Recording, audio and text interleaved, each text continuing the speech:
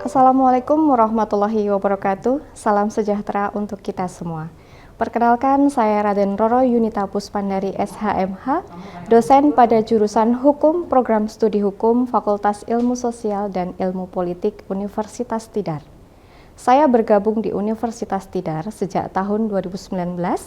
Bidang ilmu yang saya tekuni yaitu ilmu hukum, khususnya bidang keahlian hukum perdata.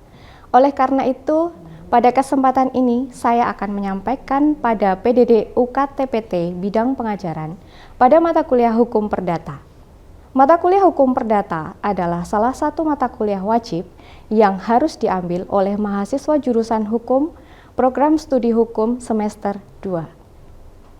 Dalam perkuliahan yang berbobot 3 SKS ini, mahasiswa akan mempelajari tentang yang pertama, pengantar hukum perdata, kedudukan hukum perdata, fungsi, tujuan, dan ruang lingkup hukum perdata, asas hukum perdata, sumber hukum perdata, hukum tentang orang, hukum keluarga, hukum benda, dan yang terakhir hukum perikatan. Untuk capaian pembelajaran yang harus ditempuh mahasiswa jurusan hukum untuk mata kuliah hukum perdata, yang pertama, mahasiswa mampu membuat laporan rekayasa sosial terkait dengan kasus hukum perdata melalui pendekatan kepada masyarakat dengan sosialisasi dan atau olah data penelitian lapangan melalui suatu proyek yang dirancang secara sistematis dan mempresentasikannya dengan kinerja yang bermutu dan terukur.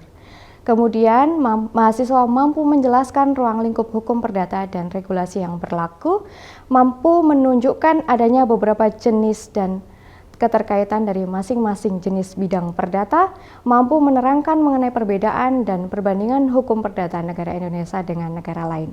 Selain itu, mahasiswa juga harus mampu memiliki pengaturan hukum perdata yang sesuai dan tidak sesuai dengan kebutuhan masyarakat. Kemudian mahasiswa juga mampu menunjukkan mekanisme kerja dan fungsi dari masing-masing bidang hukum perdata, dan juga mahasiswa mampu menentukan solusi yang tepat terkait dengan masyarakat dalam berhadapan dengan hukum. Kemudian mahasiswa mampu memberikan laporan hasil proyek atau solusi untuk mengatasi permasalahan di masyarakat terkait dengan hukum perdata dengan penelitian langsung di lapangan ataupun proyek yang terukur. Kemudian dalam praktek perkuliahan kami, metode pembelajaran yang kami terapkan ada beberapa. Yang pertama adalah student centered learning, yang mana difokuskan kepada keaktifan mahasiswa untuk bisa berdiskusi, berpikir kritis di dalam kelas. Kemudian ada case study, yang mana kita menyajikan kasus-kasus yang terjadi di lapangan terkait dengan hukum perdata, kemudian kita diskusikan secara berkelompok maupun secara individu. Dan yang terakhir tentang project based learning, yang mana ini adalah tugas-tugas yang harus diselesaikan oleh seluruh mahasiswa. Kemudian sistem penilaian dilakukan dengan mengacu pada ketentuan aturan bidang akademik Universitas Tidar, yaitu mencakup yang pertama, tugas dengan bobot 10%, ujian tengah semester dan ujian akhir semester dengan bobot 20%, case method atau project based learning dengan bobot 50%. Hal ini tentunya harus disampaikan kepada mahasiswa melalui kontrak perkuliahan yang disampaikan pada awal pertemuan dan tercantum dalam rencana pembelajaran semester atau RPS. Tentunya dengan menyampaikan informasi ini kepada mahasiswa, mahasiswa mendapatkan gambaran mengenai skor penilaian pada perkuliahan hukum perdata. Selanjutnya, saya akan menyampaikan video praktik pembelajaran mata kuliah hukum perdata pada perkuliahan pertemuan kedua. Oke, selamat siang teman-teman. Assalamualaikum warahmatullahi wabarakatuh. Waalaikumsalam warahmatullahi wabarakatuh. Sehat untuk hari ini teman-teman? Alhamdulillah. Oke, kemarin kita sudah pertemuan pertama ya, hukum perdata dari awalan dan juga ada kontrak perkuliahan juga. Kemudian kita sekarang memasuki pertemuan kedua, yaitu terkait dengan sejarah sistematika dari BW. Masih ingat BW itu apa? Burgerlich Wetbook atau Kitab Undang-Undang Hukum Perdata. Oke. Dan juga jenis hukum perdata itu baik yang tertulis maupun yang tidak tertulis. Baik. Sebelum kita masuk untuk materi, saya perlu menjelaskan kepada teman-teman semua di sini bahwa ada subcapaian yang harus kita tempuh untuk pertemuan kedua ini, yang nantinya itu mahasiswa itu diharapkan bisa mendeskripsikan, kemudian menguraikan mengenai sejarah, sistematika, dan juga perbedaan antara hukum perdata tertulis dan tidak tertulis. Kemudian yang selanjutnya itu kita akan mengetahui bahan kajian apa saja yang akan digunakan pada pertemuan untuk hari ini.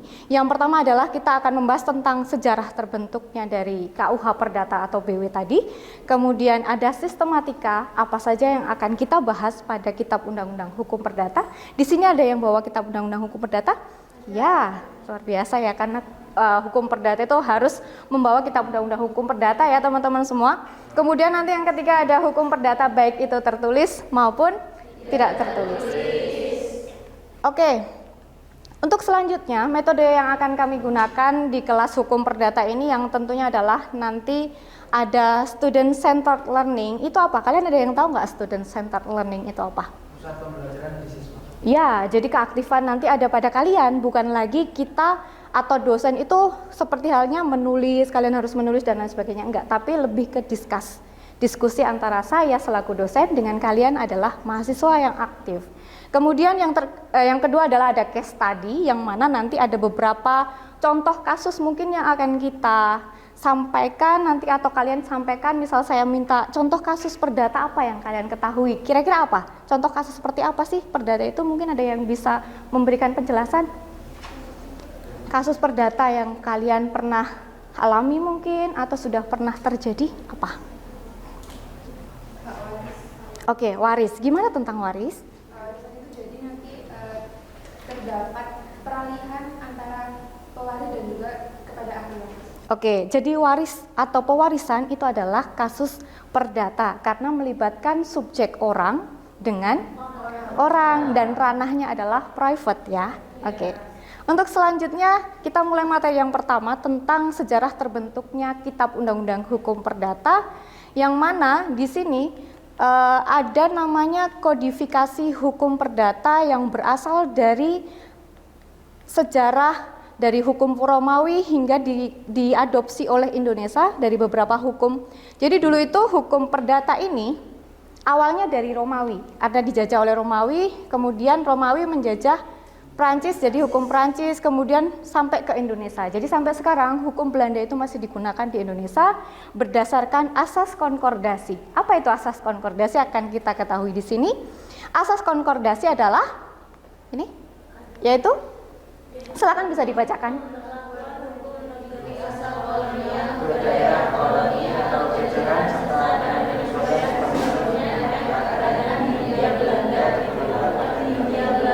Nah, jadi apa yang bisa kalian simpulkan dari asas konkordasi? Negara bekas jajahan itu masih menerapkan hukum yang dibawa oleh negara penjajah. Ya, betul. Jadi dari beberapa gambar yang di depan tadi kan Perancis itu dijajah oleh Romawi, kemudian Perancis yang selanjutnya menjajah Belanda, Belanda menjajah Indonesia, dan akhirnya hukum yang dibawa mereka itu diterapkan di Indonesia. Kitab Undang-Undang Hukum Perdata kalian ini masih adalah tinggalan dari Belanda. Oke. Baik, kemudian di sini tadi juga dibahas mengenai pluralitas. Kira-kira pluralitas itu apa sih teman-teman? Ya, mungkin pluralitas itu adalah Indonesia terdiri dari banyak suku. Pasti banyak hukum perdata yang digunakan di Indonesia kan? Ya, contohnya ada yang dari suku mana misal? Kalau dari sini kan kita bisa belajar bahwa mungkin Minangkabau dengan matrilinealnya, kemudian Batak Karo dengan patrilineal, itu kan sudah adat yang berbeda. Maksudnya pluralitas seperti itu. Jadi Kitab Undang-Undang Hukum Perdata itu digunakan untuk beberapa suku atau beberapa adat yang ada di Indonesia. Ini ada penggolongan penduduk yang mungkin minggu kemarin atau waktu kita belajar hukum perdata itu pernah saya singgung. Jadi ada golongan penduduk yang bernama adalah golongan Eropa, kemudian Bumi Putra, Timur Asing. Masih ingat ya? Masih kan? Iya, ini ada contohnya yang Timur Asing itu adalah Tionghoa dan lain sebagainya. Kemudian kita akan membahas mengenai politik hukum Belanda di Indonesia, yang ini sebenarnya sudah saya bahas tadi tentang asas konkordasi, dan mereka menggunakan hukum apa itu sudah diatur pada politik hukum Belanda. Untuk materi yang kedua adalah tentang sistematika hukum perdata. Mungkin bisa dicek pada halaman bagian daftar isi Mbak, terkait dengan sistematikanya itu ada beberapa buku di dalam KUH Perdata, bisa dibacakan Mbak? 4. Iya, apa? Yang pertama? Tentang orang. Oke, terus yang kedua tentang apa? Membahas tentang kebudayaan. Terus? Dan Yang ketiga, mengadili kegiatan. Oke, yang terakhir? Oke, jadi sudah jelas ya, sistematika Kitab Undang-Undang Hukum Perdata itu ada 4 buku yang tercantum di situ, masing-masing mempunyai ketentuan yang berbeda-beda. Kemudian di dalam hukum Belanda pun juga sudah diatur, tapi dulu ada 5. Jadi di sini ada orang dan keluarga, badan hukum ada sendiri. Tapi kalau sekarang yang sudah dikemas di KUH per yang baru itu hukum tentang badan hukum itu dijadikan satu menjadi tentang orang ya. Oke, yang materi yang ketiga yaitu baru kita akan masuk pada perbedaan hukum perdata atau jenis dari hukum perdata. Dan pertama mungkin perlu diberi pengertian dulu hukum perdata itu apa? Ada yang tahu nggak? Silahkan tunjuk jari. Silahkan tunjuk jari. Iya. Hukum perdata adalah aturan-aturan hukum yang mengatur tingkah laku setiap orang terhadap orang lain yang berkaitan dengan hak dan kewajiban yang timbul dalam pergaulan masyarakat maupun pergaulan hukum. Ya. Jadi bisa disimpulkan bahwa hukum perdata adalah ranahnya apa? Orang per orang atau private. Contohnya adalah tadi ada waris, kemudian ada contoh lagi enggak? Perceraian, perkawinan, ada lagi? Jual beli, iya kan? Pernah nggak kalian jual beli dengan teman sendiri di sini? Nah, di situ peran kalian sebagai apa? Penjual kah? Iya, dan ada hak dan kewajiban nggak di situ? Iya. Jadi itu ranah hukum perdata ya, teman-teman. Jadi kalian sudah paham ya hukum perdata itu apa? Jadi dia ranah private yang mana hubungan antara orang dengan badan hukum atau orang dengan orang. Kemudian di sini akan dijelaskan mengenai unsur dari hukum perdata ini. Maaf ya tulisannya mungkin agak blur di sini. Yang pertama adalah rule of law atau ada aturan hukumnya. Kemudian yang kedua itu ada hubungan hukum. Kemudian yang ketiga itu pasti ada unsur subjek hukumnya, bisa orang atau badan hukum. Ada pertanyaan nggak sampai di sini dulu? Ya, silakan. Izin bertanya Bu, apa perbedaan dari hubungan hukum dengan hubungan biasa lainnya seperti pertemanan? Oke, Mbak siapa namanya? Ana. Ana, oke Mbak Ana. Jadi pertanyaan Mbak Ana bagus ya. Jadi Mbak Ana itu bertanya tentang di sini kan disinggung mengenai hubungan hukum. Itu adalah unsur dari hukum perdata, yaitu harus ada hubungan hukum. Hubungan hukum itu kan berarti sesuatu yang berkaitan dengan hukum, pasti ada akibat hukumnya ketika tidak dilaksanakan hak dan kewajiban itu, atau mungkin ada aturan hukumnya juga. Contohnya apa? Perkawinan. Perkawinan itu ada aturan hukumnya yaitu apa? Undang-undang perkawinan. Kemudian ada akibat hukum nggak ketika suami atau istri tidak menjalankan kewajiban atau haknya? Apa akibat hukumnya? Kira-kira? Ya, bisa jadi akhirnya percekcokan, menimbulkan KDRT dan lain sebagainya, dan akhirnya muncul akibatnya yaitu perceraian. Terus akibat lainnya ada nggak setelah bercerai? Apa? Kayak anaknya itu kekurangan kasih sayang dari kedua orang tuanya. Oke. Iya, terus selain itu, iya, ada lagi? Hak asuh anak akan jatuh kepada siapa ya? Jadi hubungan hukum itu lebih kepada sisi hukumnya, aturan hukumnya, akibat hukumnya. Tapi kalau hubungan kalian sesama teman, kira-kira ada akibat hukumnya enggak? Enggak ada? Enggak ada akibat hukum. Misalnya kalau Mbak Ana sama siapa Mas? Faisal. Berteman kan? Ada akibat hukum yang ditimbulkan? Kalau nggak ada ya nggak ada berarti. Terus kalau aturan hukum ada enggak? Kalian itu harus terikat, harus jual beli dengan ini, enggak kan? Ya, hubungan pertemanan biasa dengan hubungan hukum sudah bisa membedakan? Ya. Baru muncul akibat hukum ketika mereka berdua seperti apa? Ada proses apa di situ? Jual beli. Oke, selanjutnya gitu ya Mbak Ana. Jadi diskusi ini mungkin nanti bisa diselesaikan pada akhir, dan kita akan membedakan mengenai jenis hukum perdata. Ada hukum perdata tertulis dan tidak tertulis. Yang tertulis adalah yang di dalam Kitab Undang-Undang Hukum Perdata, yang tidak tertulis adalah hukum adat atau kebiasaan. Ya. Terus ada penugasan individu untuk teman-teman. Ini saya dapat ada jurnal yang bisa kalian analisa. Ada aturannya nanti di belakang. Jadi jurnal ini saya ambil kenapa? Karena isinya itu penting. Kenapa? Kita membahas tentang ironi Kitab Undang-Undang Hukum Perdata yang sampai sekarang belum ada perubahan. Saya mengambil referensi ini karena memang cocok dengan materi hari ini dan ada penugasannya seperti apa. Silakan kalian membaca jurnal itu. Kemudian di sini kalian harus menjelaskan dan menganalisa apa yang sudah kalian temukan pada jurnal itu. Kemudian bagaimana kriteria penilaiannya, yaitu ada ketepatan rumusan pendapat kalian tentang jurnal tadi, kemudian kemampuan memberikan argumentasi, dan pastinya tidak boleh ada plagiasi. Tahu nggak plagiasi apa?